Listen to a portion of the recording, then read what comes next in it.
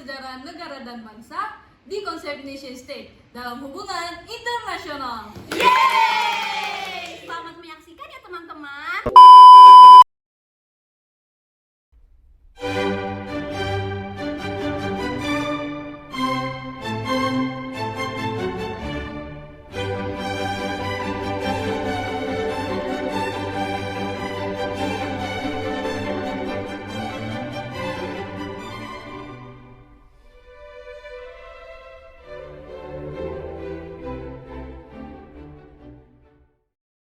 Perang Salib.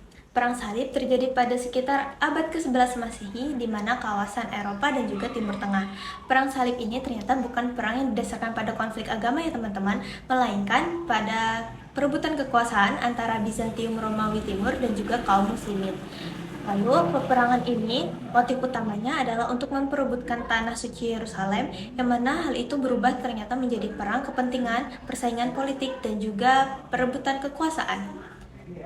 Adapun tokoh pada perang salib ini, contohnya yaitu Paus Urbanus II, yakni sebagai pemimpin dari gereja Katolik dan juga pencetus dari perang salib itu sendiri pada masa 1095, dan juga Kaisar Romawi Suci Frederick II sebagai pemimpin Laskar Salib ke-6 yang berhasil mendapatkan kembali tanah Yerusalem dari tangan Muslim tanpa adanya pertempuran pada tahun 1229 serta tokoh-tokoh lainnya.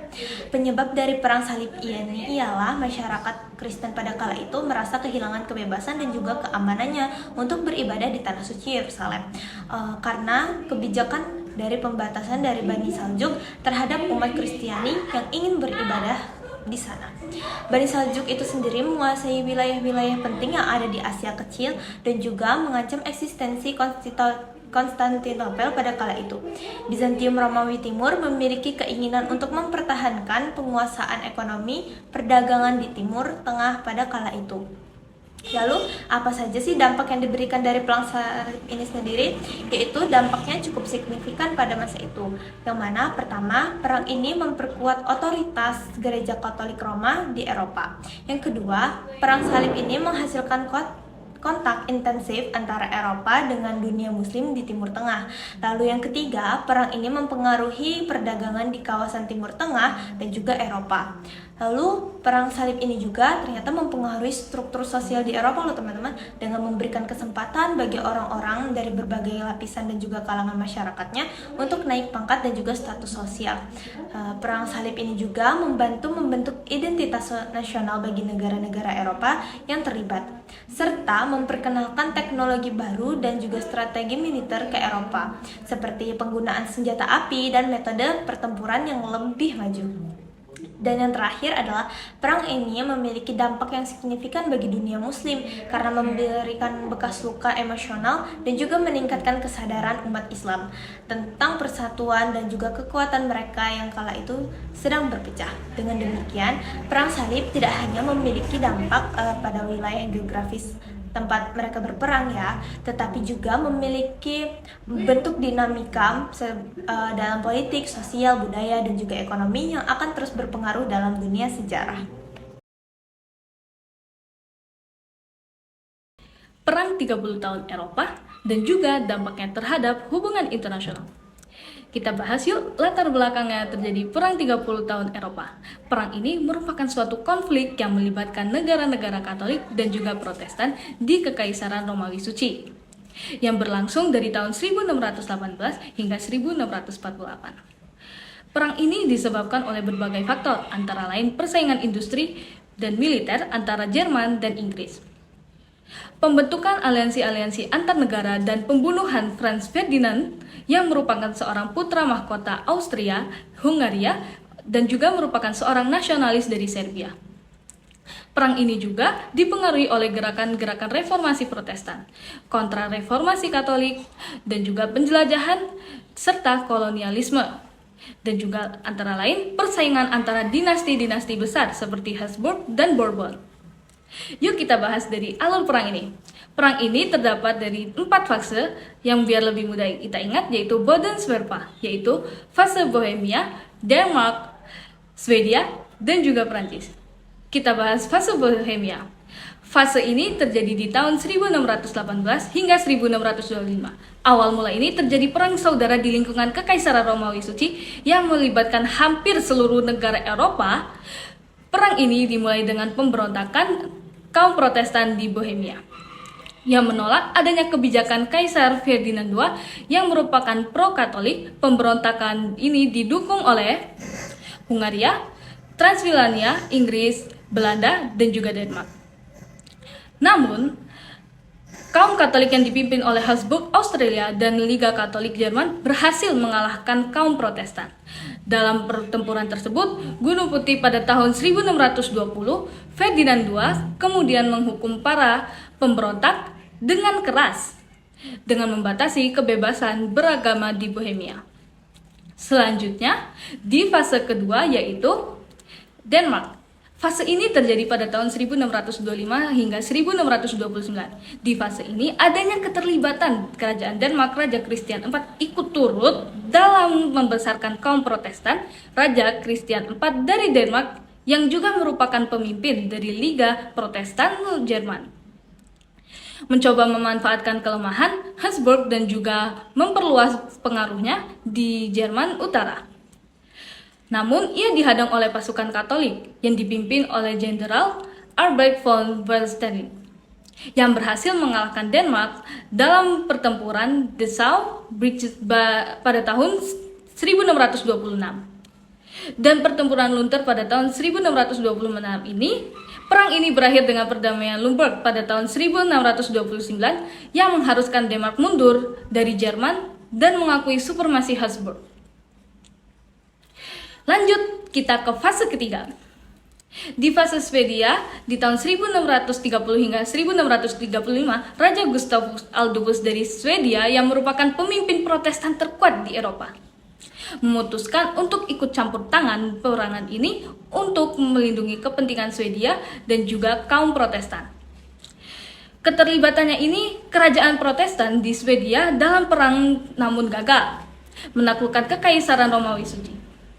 Intervensi dari Katolik Prancis untuk membantu dari Persatuan Protestan menekankan bahwa perang 30 tahun adalah konflik yang merupakan konflik geopolitik masuknya Prancis. Ia berhasil mengalahkan pasukan Katolik dalam pertempuran Breitenfeld di tahun 1631 dan pertempuran Lutzen pada tahun 1632. Sayangnya, ia tewas dalam pertempuran terakhir itu. Perang ini berlanjut dengan pasukan Swedia yang bersekutu dengan juga Prancis yang juga ingin melemahkan Habsburg, dan perang ini berakhir dengan perdamaian Praha pada tahun 1635 yang memberikan kelonggaran bagi kaum Protestan di Jerman dan mengurangi kekuasaan Habsburg. Oke, last but not least, di fase terakhir yaitu fase Prancis yang terjadi di tahun 1635 hingga 1648, perang ini menjadi perang antara Prancis dan Habsburg yang berusaha saling menguasai Eropa. Bergabungnya Prancis juga diikuti oleh Belanda, Skotlandia, dan sejumlah tentara bayaran Jerman. Di fase ini juga, ini sangat sengit sebab tidak ada pihak yang berperang untuk memenangkan dari perang tersebut. Prancis yang dipimpin oleh Kardinal Richelieu dan kemudian Kardinal Mazarin mendukung kaum Protestan di Jerman, Belanda, Skandinavia, sementara Habsburg didukung oleh Spanyol, Kekaisaran Romawi Suci, dan Liga Katolik. Perang ini meluas ke berbagai wilayah seperti Italia, Spanyol, Belanda, bahkan Amerika. Perang ini berakhir dengan Perjanjian Westphalia pada tahun 1648 yang mengakui adanya kedaulatan negara-negara baru di Eropa dan mengakhiri adanya perang agama, menguasai kekuasaan Habsburg. Oke, setelah kita bahas dari fase perang 30 tahun di Eropa, tentu pasti ada dampaknya kan teman-teman? Dampak yang diberikan ada memperluas kolonialisme ke benua lain, terutama di benua Amerika dan Asia. Alasan mengapa bangsa Eropa memperluas kolonialisme Eropa ke benua lain, terutama di benua Amerika dan juga Asia, karena perang tersebut menimbulkan kerusakan dan kemiskinan di Eropa. Banyak wilayah Eropa yang hancur akibat dari perang tersebut, dan juga banyak penduduk yang mati atau mengungsi. Hal ini menyebabkan adanya kekurangan sumber daya, tenaga kerja, dan pasar di Eropa. Namun, untuk mengatasi dari krisis ekonomi tersebut dan sosial juga, bangsa Eropa mencari cara untuk mendapatkan kekayaan, kekuasaan dari luar Eropa. Mereka mulai menjelajahi dan menaklukkan wilayah-wilayah baru di benua lain, terutama di benua Amerika dan Asia. Yang tentunya memiliki sumber daya alam yang melimpah dong, seperti emas, perak, rempah-rempah, gula, kopi, karet, dan sebagainya. Mereka juga memperbudak penduduk asli atau memaksa mereka untuk bekerja di perkebunan tambang. Oke, selanjutnya ialah terjadinya Revolusi Inggris. Revolusi Inggris juga dipengaruhi oleh keterlibatan Inggris dalam Perang 30 tahun Eropa. Dengan adanya ini, menimbulkan adanya beban pajak dan hutang bagi rakyat Inggris, dipengaruhi oleh ide-ide Protestan dan Calvinis, yang juga menjadi salah satu penyebab Perang 30 tahun Eropa. Oke, untuk dampak yang terakhir ialah dampak perang yang diberikan pada Perang 30 tahun di Eropa ialah memiliki dampak yang cukup signifikan terhadap hubungan internasional. Di seluruh dunia, antara lain yaitu perang ini melahirkan Perjanjian Westphalia yang seperti yang kita sebut tadi, menetapkan adanya prinsip-prinsip dasar hukum internasional seperti kedaulatan, tidak ikut campur tangan dan keseimbangan, kekuasaan, dan juga perang ini memicu adanya perubahan peta politik dunia dengan munculnya negara-negara baru di Eropa Timur dan juga Tengah, serta mempergerakan nasionalisme dan revolusi di berbagai wilayah. Perang ini mempercepat perkembangan teknologi juga dari teknologi, seni, dan budaya, dan mendorong inovasi-inovasi dalam bidang persenjataan, kedokteran, komunikasi, dan transportasi, dan juga lain-lain, serta mencerminkan adanya pengalaman pandangan para seniman tentang adanya perang ini. Nah, sekarang kita bahas Perjanjian Westphalia. Pada fase keempat, perang Eropa 30 tahun, perang telah menghancurkan perekonomian sehingga para raja ratu tidak punya pilihan lain nih selain memikirkan perjanjian damai untuk menghentikan perang.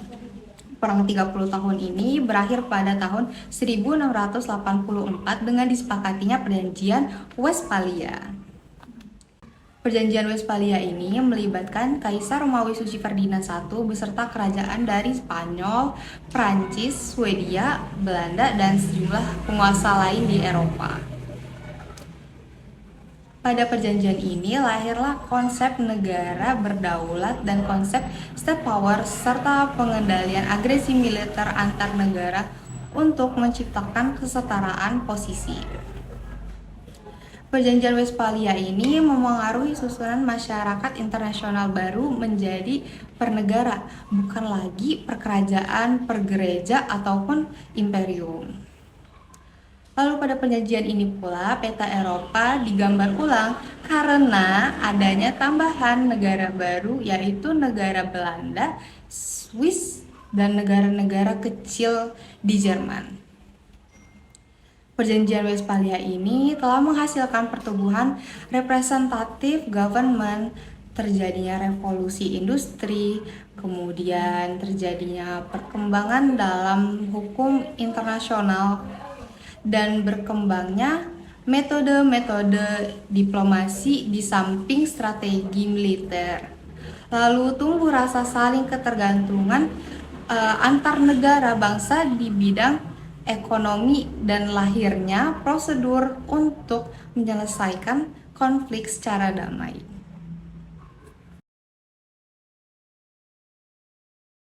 Nah, dari Perjanjian Westphalia yang melahirkan sistem internasional, mendorong kerangka kerja bagi hubungan antar negara-negara di Eropa dan dunia, hingga terjadinya Perang Dunia Pertama. Loh, kok bisa terjadi perang? Nah, mari kita cari tahu. Perang Dunia Pertama terjadi pada tanggal 8 Juli 1914 hingga 11 November 1918. Perang ini dimulai ketika Austria-Hongaria menyatakan perang terhadap Serbia. sebagai balasan atas pembunuhan Archduke Franz Ferdinand, yaitu pewaris tahta Austria-Hongaria, oleh seorang nasionalis Serbia di Sarajevo pada tanggal 28 Juni 1914. Pembunuhan ini memicu krisis diplomatik yang melibatkan aliansi-aliansi militer antara negara-negara Eropa, sehingga ada dua blok utama yang saling berhadapan nih. Apa aja sih? Ada Triple Entente atau Sekutu yang terdiri dari Prancis, Rusia, Britania, dan Italia. Kemudian ada Triple Aliansi atau Blok Sentral yang terdiri dari Jerman, Austria-Hongaria, dan Turki Utsmani. Tapi ada satu fakta nih. Dulunya pada tahun 1915 Italia merupakan bagian dari Blok Sentral. Namun karena adanya perjanjian rahasia oleh Prancis serta Italia yang merasa tidak diunggulkan dalam Blok Sentral, maka Italia pindah menjadi Blok Sekutu. Dan perang ini diakhiri dengan Jerman menandatangani gencatan senjata dengan Sekutu di Compiègne. Prancis yang sebelumnya beberapa negara Blok Sentral sudah menyerah atau keluar dari perang lebih dahulu. Nah, penyebab lainnya dari Perang Dunia ke-1 yaitu nasionalisme yang mendorong beberapa negara untuk mempertahankan negaranya. Contohnya, Rusia yang ingin melindungi kepentingan Slavia di Balkan, Serbia yang ingin menyatukan semua bangsa Serbia di bawah satu negara, dan Turki Utsmani yang ingin mempertahankan integritas kekaisarannya yang sedang hancur. Yang kedua adalah imperialisme yang mendorong beberapa negara untuk memperebutkan koloni atau sumber daya di Afrika, Asia, dan Pasifik, seperti Inggris dan Prancis yang bersaing dengan Jerman untuk mendapatkan koloni di Afrika. Jepang yang bersaing dengan Rusia untuk mendapatkan pengaruh di Cina dan Korea. Amerika Serikat yang bersaing dengan Jerman untuk mendapatkan pengaruh di Amerika Latin. Selanjutnya, ada militarisme yang mendorong beberapa negara untuk mempersiapkan diri untuk perang dengan meningkatkan anggaran pertahanan, membangun industri persenjataan, dan mengembangkan teknologi militer baru seperti Jerman yang membangun angkatan laut yang kuat untuk menyaingi Inggris. Prancis yang membangun benteng-benteng di perbatasan dengan Jerman, dan Rusia yang membangun jaringan kereta api untuk memobilisasi pasukan. Dan yang terakhir adalah aliansi atau politik mencari teman yang mendorong beberapa negara untuk terlibat dalam perang karena kewajiban atau solidaritas dengan sekutunya seperti blok yang sudah dijelaskan sebelumnya nih. Nah, sekarang kita bahas ya dampak Perang Dunia Pertama ini. Dampak dari Perang Dunia Pertama ini menyebabkan perubahan politik, sosial, dan budaya. Pada perubahan-perubahan, politik menyebabkan runtuhnya 4 kekaisaran besar, yaitu Jerman, Austria, Hongaria, Rusia, dan Turki Utsmani.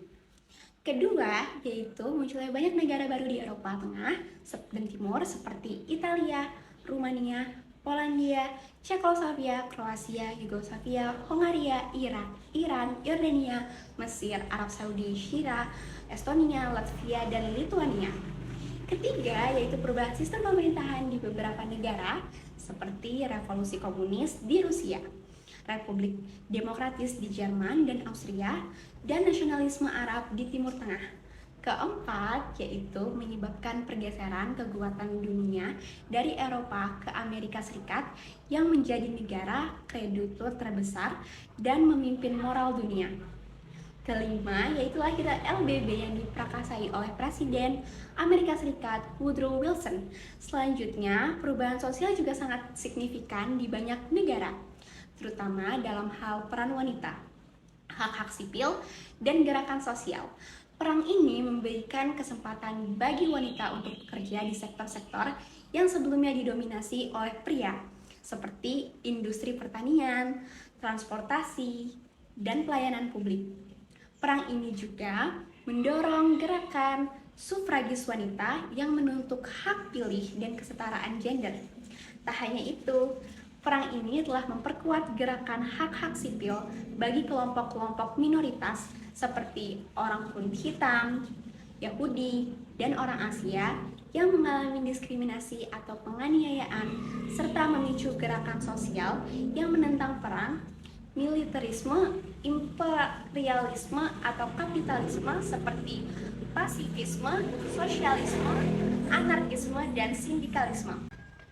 Kemudian, perubahan budaya juga terjadi setelah Perang Dunia Pertama, yaitu perang ini menginspirasi banyak karya seni yang menggambarkan realitas atau kritik terhadap perang, seperti lukisan Pablo Picasso, yaitu The Guernica, novel Erich Maria Remarque, yaitu All the Quiet on the Western Front, film Charlie Chaplin, yaitu The Great Dictator, dan lagu John Lennon, yaitu Imagine. Perang ini juga mempengaruhi gaya hidup dan perilaku masyarakat seperti meningkatnya konsumsi rokok dan alkohol yang menyebabkan stres dan tekanan di antara penduduk, yang kemudian dijadikan sebagai pelarian dari realitas perang serta budaya. Budaya musik dan tarian juga mengalami perubahan yang signifikan. Jazz dianggap sebagai bentuk musik baru dan revolusioner, berkembang pesat dan menjadi simbol kebebasan dan semangat muda. Selanjutnya, berpengaruh juga nih pada perubahan dalam gaya rambut dan pakaian. Contohnya pada potongan rambut pendek dan rok pendek bagi wanita. Wanita mulai memilih potongan rambut yang lebih pendek seperti gaya bob yang dianggap sebagai simbol kebebasan dan modernitas. Pakaian wanita juga lebih praktis dengan popularitas rok pendek, mencerminkan perubahan peran wanita dalam masyarakat. Nah, yang terakhir munculnya subculture, yaitu flavor dan dadaist. Flavor adalah istilah untuk wanita muda yang menentang norma-norma tradisional. Dadaist merupakan gerakan seni dan sastra yang menolak norma-norma konvensional dan mengeksplorasi ekspresi yang lebih bebas dan kreatif. Pada intinya, Perang Dunia membawa perubahan budaya yang mendalam dan melibatkan pergeseran nilai-nilai tradisional pada masyarakat. Masyarakat mulai merangkul gaya hidup yang lebih modern, individualistik, dan ekspresif. Perubahan ini mencerminkan adaptasi terhadap trauma perang dan pergeseran sosial yang muncul setelah konflik global tersebut. Perang Dunia Kedua adalah konflik global terbesar yang berlangsung dari tahun 1939 hingga 1945. Konflik ini mengorbankan sekitar 55 juta orang dan menjadikan konflik yang terbesar dan paling destruktif dalam sejarah. Perang ini berlangsung antara tahun 1939 dan 1945. Perang ini adalah konflik global yang membagi dunia menjadi dua aliansi militer. Yang pertama adalah kekuatan Aksis yang terdiri dari Jerman, Italia, dan Jepang. Lalu kemudian ada pasukan sekutu yang terdiri dari sebagian besar negara di dunia yang bersatu untuk menentang kekuatan Aksis. Perang Dunia Kedua membuat dampak yang sangat besar dan beragam di berbagai bidang. Dalam bidang ekonomi, perang ini menyebabkan kekacauan ekonomi global, lalu menyebabkan pertumbuhan ekonomi dan teknologi, serta perubahan pola perdagangan dan investasi global. Lalu ada di dalam bidang sosial dan budaya, perang ini menyebabkan perubahan besar dalam struktur sosial dan budaya dunia. Di sini muncul ideologi totaliter seperti fasisme, nazisme, dan komunisme. Dalam politik, perang ini juga mengubah peta politik dunia dan menyebabkan perubahan besar dalam geopolitik global. Perang ini juga menyebabkan krisis ekonomi global, perlombaan persenjataan, dan perubahan besar di dalam hubungan internasional. Perang ini memperkuat otoritas Gereja Katolik di Roma di Eropa. Gereja ini memainkan peran penting di dalam menggerakkan orang-orang Eropa untuk berperang melawan Muslim di Timur Tengah. Perang ini disebabkan oleh berbagai faktor, seperti konflik ideologi, kebijakan appeasement, yaitu kebijakan sebuah negara yang memperbolehkan negara lainnya mendapatkan apa yang ingin mereka dapatkan, demi menghindarkan konflik bersenjata dari Viotti dan Kaupi 2012. dan ketegangan politik yang tidak terselesaikan setelah Perang Dunia Pertama. Perang ini juga mempengaruhi geopolitik abad ke-20 dan menyebabkan perubahan kekuasaan di dunia. Perang dingin. Apa sih perang dingin itu? Jadi perang dingin bisa dibilang adalah perlombaan antara dua pihak besar, yakni Amerika Serikat dan Uni Soviet di bidang persenjataan dan teknologi. Kenapa sih kok tiba-tiba berlomba-lomba? Nah, kita tarik ulur dari awal sejarah nih. Oke, jadi dua bangsa ini menganut dua ideologi yang berbeda, yakni komunis dan liberal. Di awal kejadian, Amerika Serikat memiliki persepsi bahwa Uni Soviet akan menyebarkan dan memperluas ideologi komunisme. Dan persepsi tersebut benar dengan dilihat dari beberapa negara di dunia yang beralih menjadi negara komunis. Amerika Serikat khawatir akan penyebaran tersebut sehingga mencoba mengembangkan teknologi dan persenjataan supaya dapat menekan penyebaran ideologi komunis.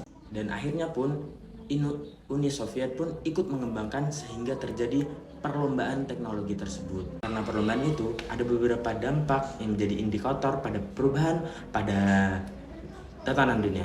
Nah, bisa dilihat ada pembagian dunia menjadi blok ideologis dan juga pembentukan aliansi militer seperti NATO dan Pakta Warsawa. Selanjutnya ada intervensi di berbagai konflik regional. Ada juga perang dingin juga menciptakan tekanan ekonomi dan politik pada negara-negara yang terlibat. Dan yang terakhir, ketegangan ideologis membentuk hubungan internasional selama beberapa dekade.